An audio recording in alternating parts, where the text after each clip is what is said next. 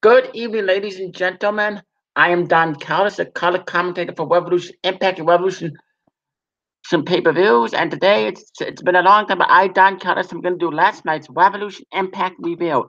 And what a great Revolution Impact it was. Okay, the commentators for the show were me and Josh Mathis. Okay, the show started off with the Agents Incorporated singing Summer Nights, NWS Universal Champion Scott Kisio Esquire and his partner and husband for life, NWS Environmental Champion Sir Robert Knight, started up the two lyrics, and NWS Intercontinental Champion owner General Jerry and NWS World Heavyweight Champion Dallas Kahneman saying Tell Me More parts. And Our Five Agents Incorporated sang the rest of Summer Nights. Then after the song, it went to NWS commentators, me and Josh Mathis, as we welcome the fans to the Fireset Forum in Milwaukee, Wisconsin. One down the match card. Josh Mathis says we will feature the Crew versus the Revival before the MWS Tag Team Championships. Then we will do General Jerry versus Ronald McDonald versus Ian Green for the MWS Intercontinental Championship as the fans voted. And Abyss Mode will face Mike the Axe Murder. I get on the mic and say Jack Harvey will face Michael Scott's Minor in the last man standing match, non-title match. And if Jack wins, then Minor must defend his Scott's championship against Happy How that Evolution Reckless. And then Josh Mathis gets on the mic and says the main event will be Scott Kisigo Esquire and Still Bob Knight versus Happy Hound in a handicap match. Mathis and Towers fans enjoyed the shows. Me and him go to commentary and plug the first match, and it was for the MWS Tag Team Championships Tornado match. The Crew defeated the Revival. This was the first match as Crew and Revival traded blows, with Crew taking down both members of the Revival with an aided brainbuster and a double powerbomb, as Revival fought the Crew off and gave them a backbreaker hold at a bear hug and a belly to back suplex and clubbering and dropped toe hold and powerbomb as they got the pin them, but Jesse and Dallas kick out. The Crew hit the Revival with Doomsday Device and Heart Attack and total elimination. Revival then drops the Crew with the Shadow Machine as they go to pin him, but the Crew gets a shoulders up. Dallas gives both Dawson and Wilder a body splash as Jesse gives him a death belly drive and drops Dawson and Wilder with a package pile driver as Dallas lays out the Revival with the Claymore kick, and then the Crew finishes off the Revival with the Sweet Chin Music, the pile driver combo for the pinfall to retain the MWS Tag Team titles. Winning still MWS Tag Team Champions, the Crew via pinfall with Sweet Chin Music, pile driver combos. This match lasted 14 minutes and 16 seconds. I gotta say, this was a pretty good match. I gotta say, the Crew are the longest reigning MWS Tag Team Champions. Brings the question is, who's gonna be the one to take the titles off the Crew? Who do you think can who do you think can stop the Crew? Very interesting to see how this plays out and how long this plays out. Anyway, in the Agency Incorporated Skybox Suite, King Cardi Bernard interviews the Agency Incorporated Scott Cisco Esquire and show up and say what a great victory before the Crew, as they will take the Agency Incorporated out to lunch at the Capitol Grill and to pizza dinner at Transfer Pizzeria Cafe. The Agency Incorporated Nathan Jerry says tonight he will defeat both Ian and Ronald McDonald. Scott and Knight then say they will teach Happy Heart a lesson what happens when he disrespects the Agency Incorporated and spreads lies. Ah, geez, don't those guys ever give up? And then me and Matt plug this next match is the fans voted for it to be an Intercontinental Championship match. MW's Intercontinental Championship, General Jerry defeated Ronald McDonald in Clean, who had Paul Heyman in his corner. Yeah, Paul Heyman was in the corner of Ian Clean, by the way. And then King Cody was the special guest commentator. Oh, jeez. Jerry makes the ring announce him as the greatest Intercontinental Champion owner of all time and makes him sound like he means it with conviction after he slaps him. This was the second match as all three men beat the hell out of each other as Ian takes down both Jerry and Ronald as he locks both of them in the Kimura lock and pounds away on them until Jerry battles back and hits Ian and Ronald with a face breaker and face buster, then a flapjack. Ronald clotheslines both Jerry and Ian and stomps on them and gives them an arm drag and atomic choppers, and then a backbreaker and neckbreaker. Ian hits a bulldog and F5 on both Jerry and Ronald as Ian drops Ronald with the T virus as he goes to pin him, but Jerry breaks up the pinfall and lays Ian out with the atom bomb and tosses him out of the ring. Then drops Ronald McDonald with the atom bomb and pins him 1-2-3 and wins still MW's Intercontinental Champion General Jerry via pin with atom bomb. As this match lasted 30 minutes. After the match, then Ronald McDonald shook hands with General Jerry, calling him the greatest wrestler he's ever wrestled. Oh my God. And then Well, I gotta say, I mean, it was a good match. It was a pretty good match. I would rather see Ian win this match, but it is a good match. That's and then Matt Strike backstage interview. Matt Striker has a sit down interview with NWS news reporter Waylon Smithers, who usually does the reviews. Matt Striker asks Smithers about the Agents Incorporated claiming to be the best in the world.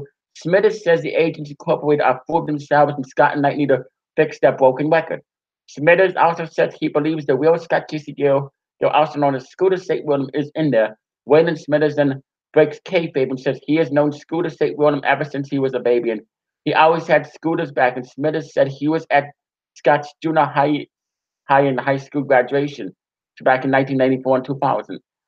Scott Kisegio's junior high school graduation was in 1994, and Scott Kisegio's high school graduation was in 2000.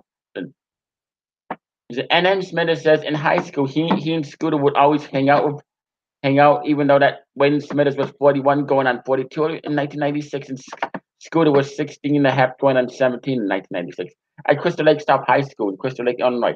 Then Smithers says that Scott used to have imaginary friends. The social worker, Mr. Jones, would tell Scott to get rid of his imaginary friends, and the reason Scott had them, and then he told, and then Mr. Jones would tell Scott the reason he had them is because Scott had an illness and was sick, but Scott proved the social worker, Mr. Jones, wrong, and oh yes, they would make believe, but real to Scott. And Scott had a whole bunch of real friends in high school, and they would always help him no matter what. And then Wayne Smith said he would be there to stand up for Scott. He was very loyal to him. And the Scott Casey Gill you see now the one known as Scott Casey Gill Esquire, is not the real Scott Casey Gill that we all know and love. Scott Casey Smithers then says Scott Casey Gill Esquire is an imposter holding the real Scott Casey Gill, also known as Scooter State William, hostage to let himself be brainwashed and used by Sir Wabonite and the H Incorporated. And don't get me wrong, Smithers says Scott and Wabonite are indeed close friends and indeed a married couple. But one of these days, it may take a whole year or so, but he knows the fans want to see Scooter State William. He knows the one person who could bring back the real Scott Casey Gill, also known as Scooter State William. The person is at home recuperating and resting at the moment. And the time, and when the time is right, that particular person will come back and give Scott Casey Gill the wake up he needs. Stryker pretty much knew who Smithers was talking about. Stryker then asked Smithers about King Cody Bernard. Smithers says that King Cody Bernard is nothing more than an annoying brown-nosed manipulator who thinks he can control people and expose certain facts about them that turn out to be nothing more than lies. Smithers then says that Cody Bernard is a user and that loves to take advantage of people because that is the only way he can make friends. And one of these days, King Cody Bernard will be gone from the NWS revolution for good and forever. And as a matter of fact, one of these days, King Cody Bernard will become extinct and Scooter State William will once again wake up and smell the roses, even if we have to wait for a very long time. The interview ends. I gotta say, this is a pretty good interview from the NWS news reporter Wayne Smithers, and it would be an absolute miracle, if King Cody Bernard is gone from the NWS revolution, becomes extinct, or as they say, abs, ab, or as they would say, if King Cody Bernard is deleted and becomes obsolete. But anyway, it was a great interviewer, and it was a great interview. Matt Striker really asked really hard questions, and you gotta say what, and we all know that Scott Casey Gill Esquire is gonna probably say that it's a bunch of lies and stuff because we know how Scott Casey Gill Esquire is. And then after this reveal, we have to listen to another Scott Casey Gill Esquire promo. Oh God, I hope Scott Casey Gill Esquire gets interrupted. But anyway, and then me and Mathis plug say very interesting words from our news reporter Wayne Smith as we plug the third match. The choices: straight up wrestling match, submission match, glass tables match. The fans choose glass tables match. Glass tables match. Abyss defeated Mike the Axe Murder, who had Ethan Zobel in his corner. This was the third match as Abyss Mode and Mike wrestled back and forth with Abyss Mode taking down Mike and beating him from pillar to post as he slams him into thumbtacks. Mike wipes in pain until he wakes Abyss Mode in the eyes and drops him with the murder bomb, then gets out of the glass table and another glass table. But two more as he places them on top of each other and is about to suplex Abyss Mode through them off the top rope, but Abyss Mode bites Mike off and beats him down, hits him with several steel chair shots.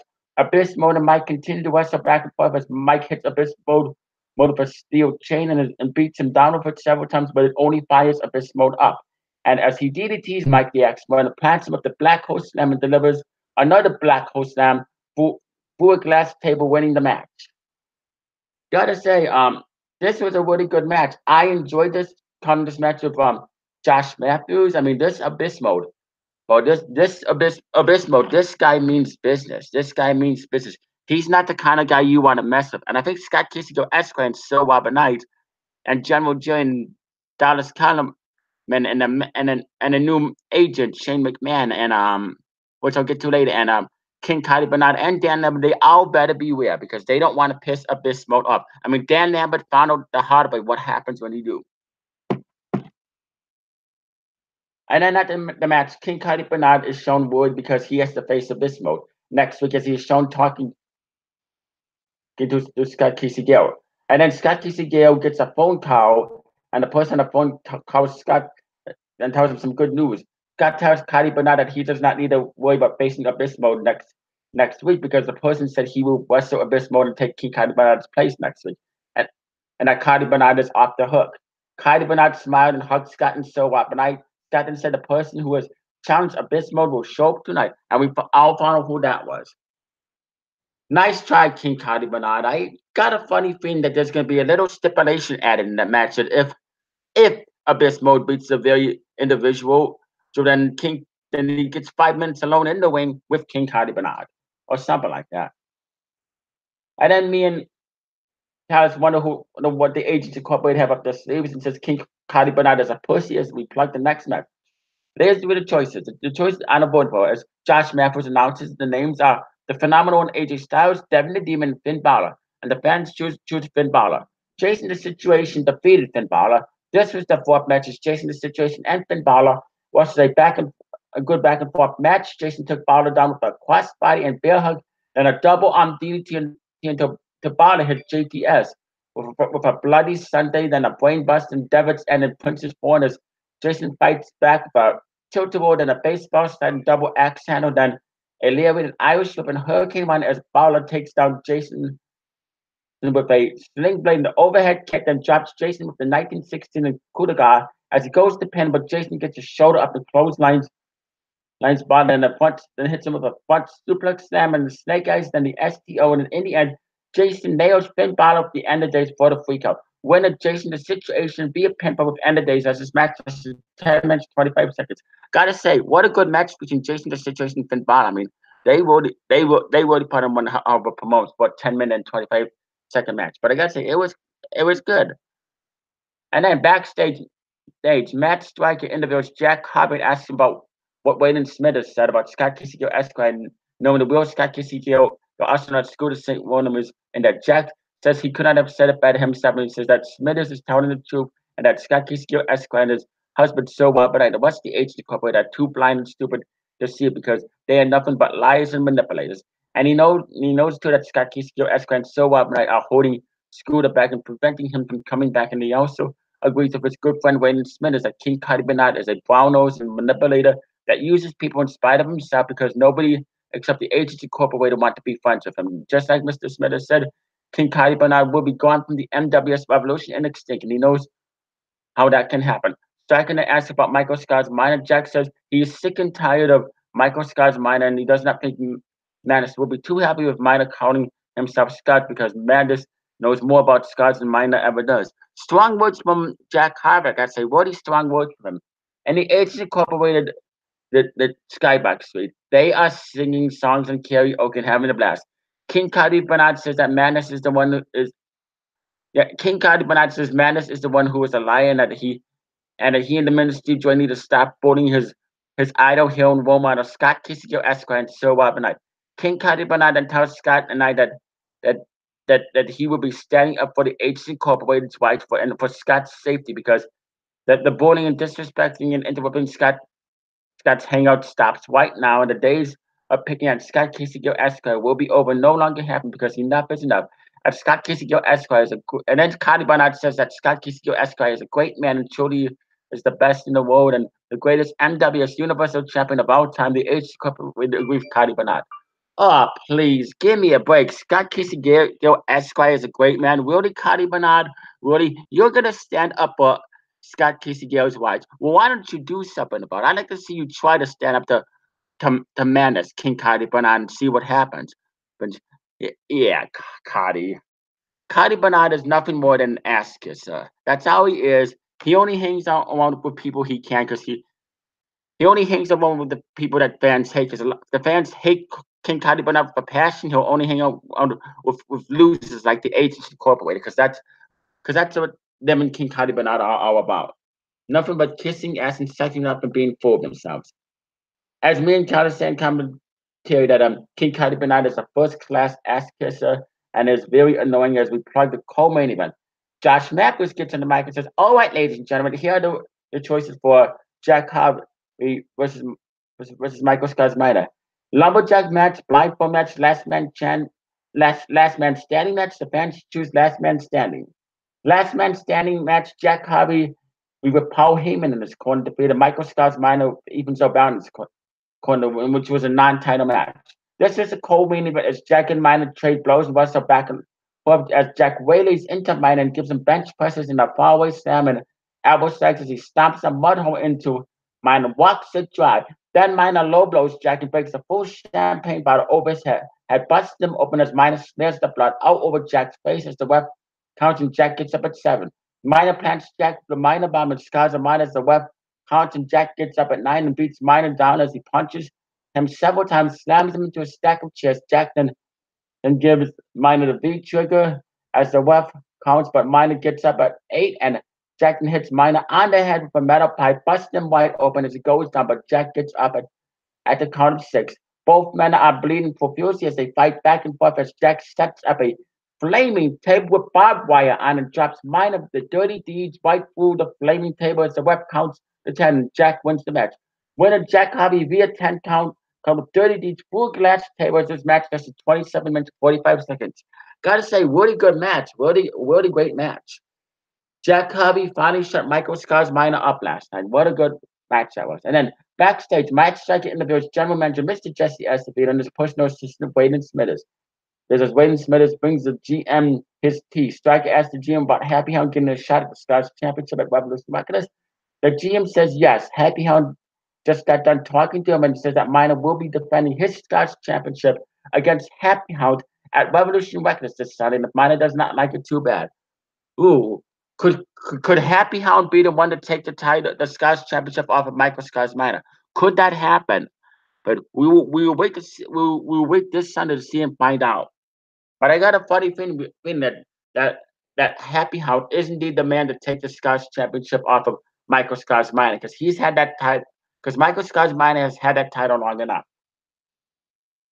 And then me and Josh Matthews then say good booking decision from the general manager as we plug the Revolution Records pay-per-view card and the main event. And the main event was Scott Casey Gill Esquire and Show Up and I defeated Happy Hound who had Paul Heyman in the corner via disqualification.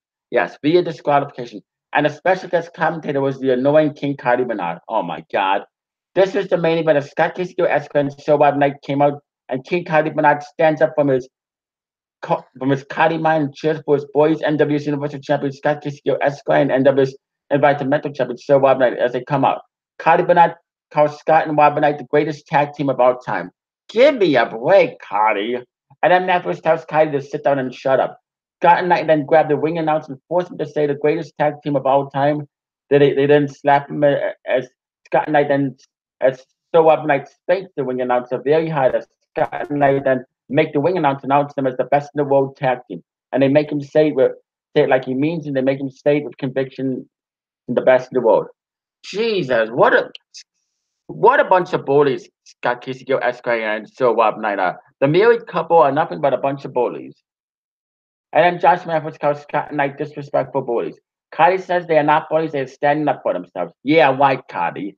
The match is underway as Happy Hound waylays into Scott and Knight and beats the hell out of them and claws him in the faces and throws Scott and Knight wake Happy Hound in the eyes and give him an aided leapfrog body guillotine and an aided neck break and aided whiplash and double cut as Show Up and Knight puts Happy Hound over his knee and gives him a spanking as Scott shoves a bar of soap in Happy Hound's mouth.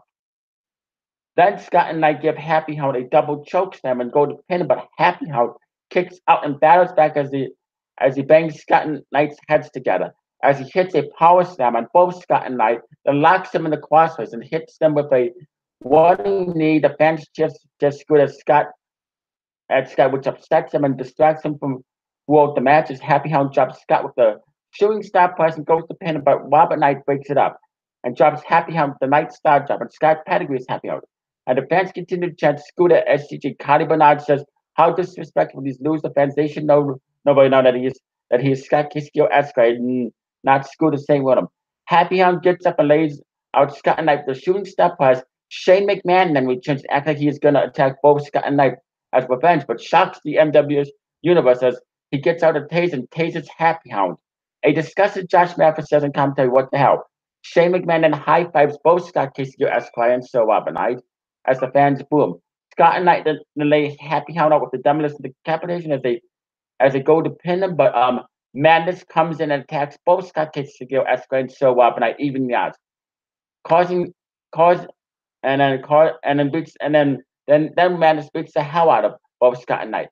And the and then Scott Casey Esquire and Sir Robert Knight win this match by disqualification as this match is lasted 25 minutes 37 seconds. After the match, Scott and Knight then started acting like they won the match when it was only by disqualification. Then Shane McMahon brutally attacks Happy Hound and throws him into a barricade.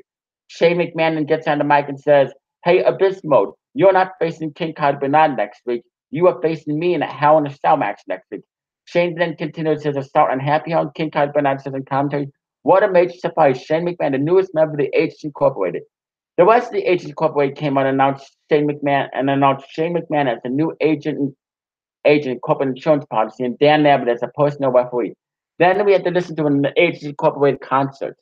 The H Incorporated then have the karaoke bar set up as they get on the mic and Scott Kisco Esquire calls the fans fickle, impotent, and ignorant losers. It says, you didn't get what you wanted? Well, too bad." Nathan calls the fans stupid peasants. Dallas tells the fans to shut up and show the H Incorporated some respect as he mocks the Aces Boys and calls them phonies and gutless cows. General Jerry says the fans are jealous sinners. Jerry then tells the fans to please be quiet as he says it's time for the H Incorporated concert.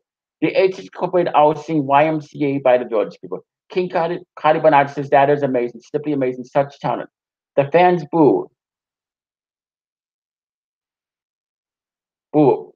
Boo as Scott and Knight get on the mic and sing a song about madness and Scott and when Scott and Robert Knight are singing, they call Madness a Joker whip up and mock him as well. Then Madness appears out of nowhere. Like he comes back down the wing. When he comes back down the wing, he has a guitar in his hand. He says, and then Happy Hound then gets back in the ring as Monokuma attacks him from behind, causing Happy Hound to chase Monokuma to the back as they get into a fight.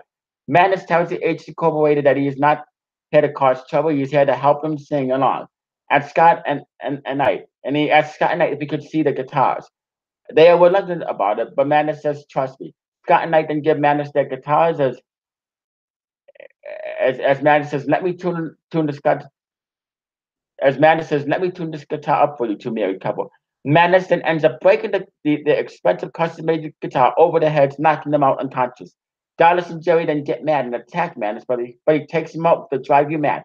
Madness then gets on the mic and sings to an unconscious Scott and Madison gets on the mic and says to an unconscious Scott Kisco Esquire so well, but I never trust a mad genius. Madison plays his custom-made guitar and sings Mad Man to Scott and Knight while they are out cold. Josh Mathis says Madness has struck again, only H Incorporated. What will happen this Sunday at Revolution Records? How will Scott and so and the rest of the H Incorporated be taught? Cardi Bernard says on commentary that Madness is a gutless coward doing what he did to Scott Kisco Esquire and so and the rest of the amazing H Incorporated, because then King Cardi Bernard goes on to say that Madness is jealous and stubborn, always has been, always will be. Cardi Bernard says that the H Incorporated were entertaining these idiot fans by singing with their beautiful, talented voices, and Madness has to win it because he is fickle and ignorant. Josh Matheson tells King Cardi Bernard, "Oh, will you please shut the hell up?" Matheson says Revolution Records is this Sunday, the final stop to Revolution Mania 4. Good night, everybody. We are out of time. I, Don Callis, say see you at the pay-per-view. The show goes off the air with Manus strumming his guitar as the H Corporator laid out. Gotta say, thank God Manus came down because me and Josh Mathis were getting utterly annoyed by listening to the H Incorporated sing, and King Cuddy Bernard being a cheerleader for them. Anyway, thank you for watching this Sunday. Either me and Josh Mathis will do the pay-per-view review, or Waylon Smithers will do the pay-per-view review. And get this, Waylon Smithers will join us for commentary this Sunday. Sunday. Yes, that's right. Waylon Smithers will indeed be joining me and Josh Mathis on commentary, so that will be very interesting. Anyway, you all have a good day. Make sure you subscribe to the NWS Revolution channel for all your promos, reviews, breakdown previews, face-to-face confrontations. Follow us on Twitter at NWS Revolution, and like the NWS Revolution Facebook page. Make sure you download the NWS Revolution app for $9.99. You can watch all your episodes, all your Revolution Impact episodes, all your NWS Revolution pay-per-views, and what you didn't see on the air. So yeah, so you all have a good day and you all have a good night. Don, count us out.